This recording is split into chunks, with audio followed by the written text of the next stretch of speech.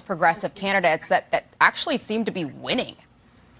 Yeah, and let's be clear about what this protest is, right? This is a Marxist protest that was born out of anarchists murdering police officers in Chicago in the 1800s. And whatever grievances people may have today with their employment, it does not justify partaking in such a deeply misguided protest. And Americans for a long time rejected this anarchist, this communist revolutionary protest, so much so that Grover Cleveland created Labor Day. It was the moderate and patriotic alternative to the radical May Day. Eisenhower in 1958 declared May 1st as Law Day to promote law and order and counter these communist protests. And yet what we see now in this past 20 years is Democrats have created this big tent in which they welcome communists and Marxists and socialists, even though all of those people have principles that are fundamentally hostile to the republic. So they have allowed for these chaotic and eventually violent protests to be normalized and to fester. Okay, I want to switch gears to 2028. One of the potential Democratic contenders, I guess, hadn't been in the news as of late. Well, he made some news last night. He was supposed to go on a friendly interview with Bill Maher. This is Gavin Newsom, the governor of California, and he got hit with some friendly fire here. Watch.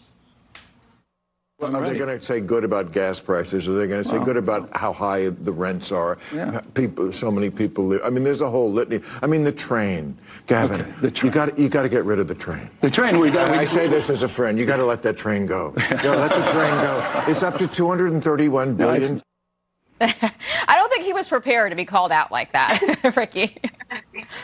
Yeah, actually, this is a funny throwback for me because I've been on Bill's show with Gavin Newsom in the past. And I would say that this is proof that even among people who would be disposed to support him in the upcoming election, the biggest hurdle that he has to overcome is the fact that he has so much baggage as a governor of a state that's been so obviously mismanaged. And it seems that people across the aisle have recognized that, not just in his state, but across the country. So I think this is maybe an early sign that he is not the best candidate to put forward, and maybe somebody with a more fresh blank slate might be preferable for the Democrats. I don't think he's gonna listen to that, Brianna. I think he thinks he's the best candidate.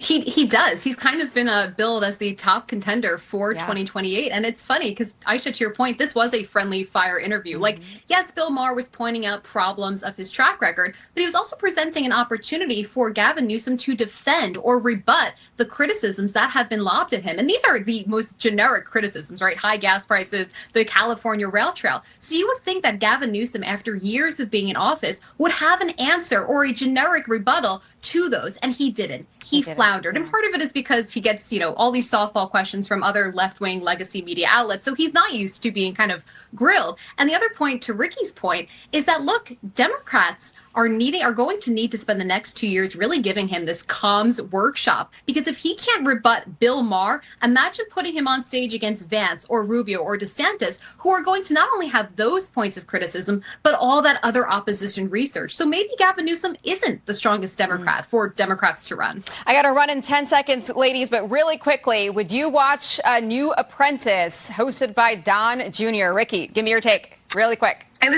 was too young to be there the first time around, so I'm interested to see the second. It was a great show. Brianna? I might tune in for 1 or 2 episodes.